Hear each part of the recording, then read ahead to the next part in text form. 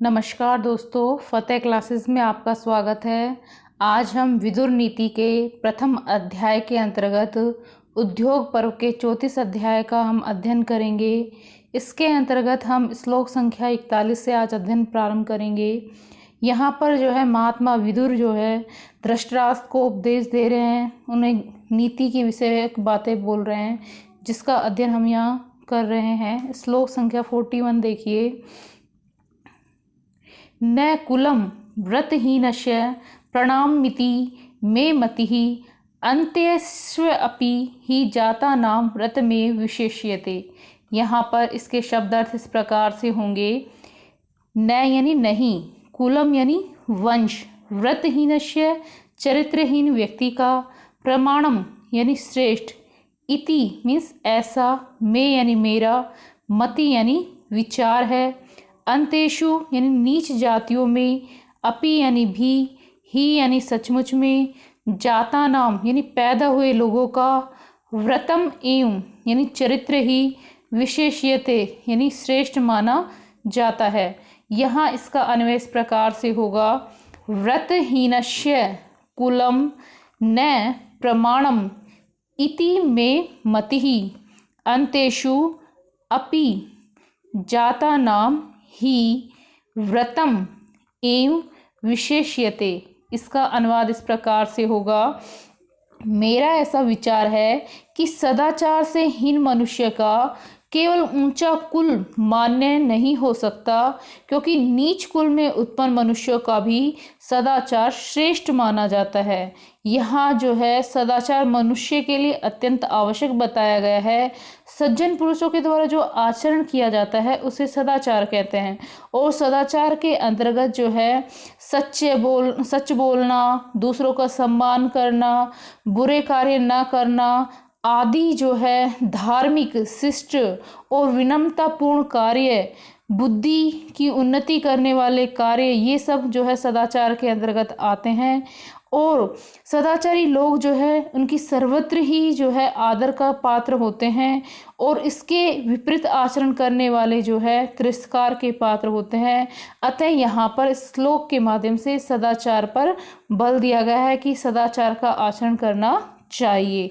अब हम श्लोक संख्या 42 देखेंगे, 42।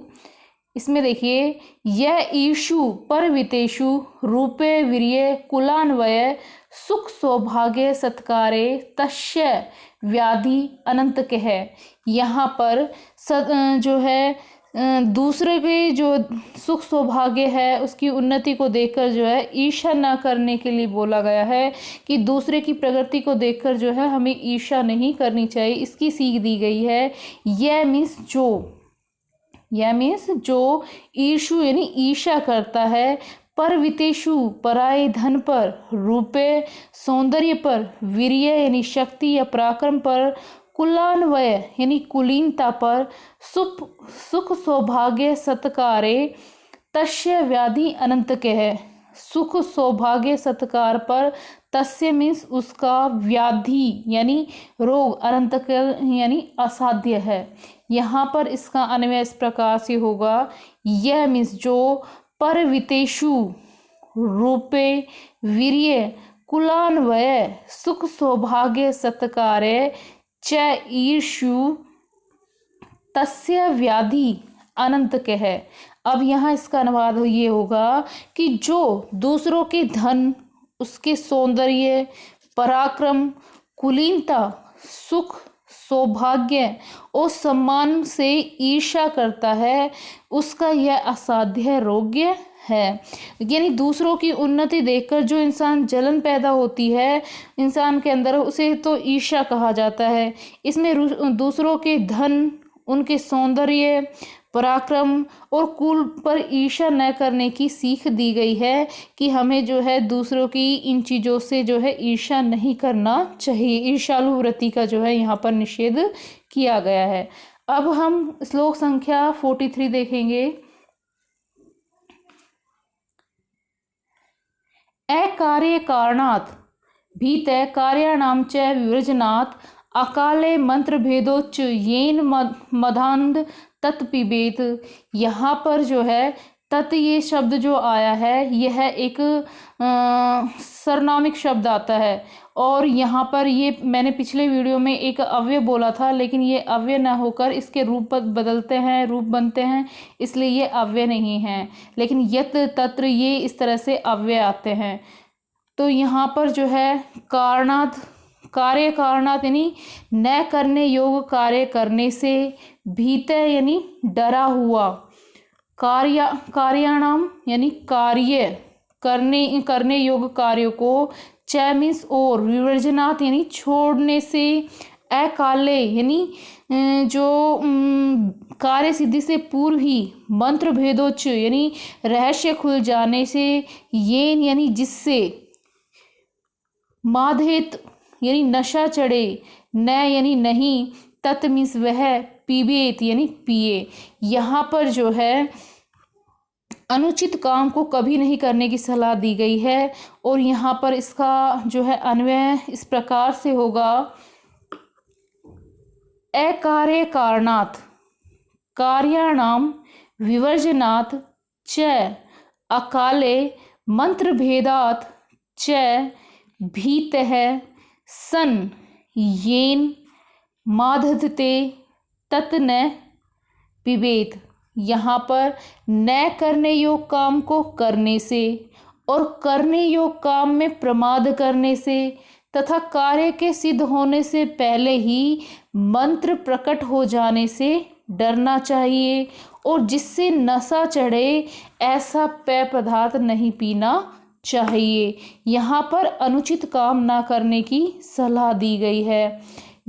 जो रहस्य है जब तक वो हम एक व्यक्ति के पास रहता है, स्वयं के पास रहता है, तब तक वो रहस्य है, और यदि एक से जब ज़्यादा लोगों को पता चल जाता है तो वो रहस्य नहीं रहता और वो काम बनता नहीं है। अतः किसी भी कार्य को आरंभ करने से पूर्व जो है अपना जो रहस्य है, अपनी बात है, अपने तक सीमित रखने की सलाह दी गई है।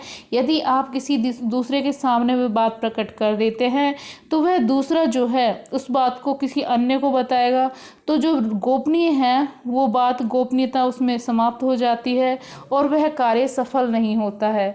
अतः यहाँ पर जो है जो छिपाने योग्य है, जो रहस्यपूर्ण बातें हैं, उसे सदा जो है छुपा कर रखना चाहिए। कहा भी गया है कि दूसरे के सामने जो है अपना रहस्य उद्घाटन करने पर वो रहस्य नहीं रहता है। और दूसरी बात यह है कि नशीले वस्तुओं का सेवन जो है हमेशा हानिकारक रहता है। तो मादक पदार्थ, ऐसा मादक पदार्थ जिससे नशा चढ़े, उसका सेवन नहीं करना चाहिए। अब यहाँ हम श्लोक संख्या 44 का अध्ययन करेंगे। विद्या मदो धन मद स तृतीयो अभिजनो मद है, मदा एते अवलिप्ता नाम एतत एव सताम दमः। यहाँ पर इसके शब्द अर्थ इस प्रकार से हैं। विद्या मद यानी विद्या का मद, यहाँ नशा के लिए आया है कि विद्या का मद, धन मदम और धन का घमंड, तृतीय अभिजनो मद, और तीसरा जो है उच्च कुल में जन्म लेने का जो मद है, अहंकार। मदा एते ये मद, अवलिप्ता नाम यानी घमंडियों के लिए, एते एवं यानी ये ही, सताम यानी सज्जन पुरुषों के लिए, दमा यानी इंद्रिय दमन के साधन हैं। यहाँ पर जो है इसका अन्वय इस प्रकार से होगा, विद्या मद धनम मद तृतीय अभिजनय मद एतेह अवलिप्ता नाम मदा एते सताम दमा एवं। यहाँ पर इसका अनुवाद इस प्रकार से होगा कि विद्या का मद, धन का मद और तीसरा उच्च कुल का मद, ये तीन मद बताए गए हैं कि विद्या का मद और धन का मद और तीसरा जो है उच्च कुल का मद जो है, ये घमंडी पुरुषों के लिए तो मद का साधन है, अहंकार का साधन है, परंतु सज्जन पुरुषों के लिए दमन के साधन हैं। तो यहाँ पर जो है मद से तात्पर्य है जो नशे में चूर होना या पागल होना, इस प्रकार से दीनहीन होना, ये सब मद के लक्षण हैं। जैसे कि पागलपन है, विक्षिप्तता है, इस प्रकार से जो है ये मद के अंतर्गत आएंगे। और दंभ का अर्थ होता है बुरे कामों से मन को हटाना, यानी बाहर की जो वृत्तियाँ हैं उनको रोकना, अपने मन को, मन की दृढ़ता इसके अंतर्गत आती है दंभ के अंतर्गत। और सत्पुरुष जो है विद्या, धन और उच्च कुल से विनम्र ही होते हैं। ये सब जो है उद्दंडता इनमें नहीं आती है इन चीज़ों से, सज्जन पुरुषों के अंतर्गत। तो इस प्रकार से यहाँ पर जो है 3 जो है मद बताए गए हैं, विद्या रूपी मद, धन का, और तीसरा उच्च कुल का मद। ये घमंडी पुरुष के लिए तो मद का साधन है, अहंकार का साधन है, लेकिन सज्जन पुरुषों के लिए जो है ये दम के साधन हैं। अब हम श्लोक संख्या 45 देखेंगे।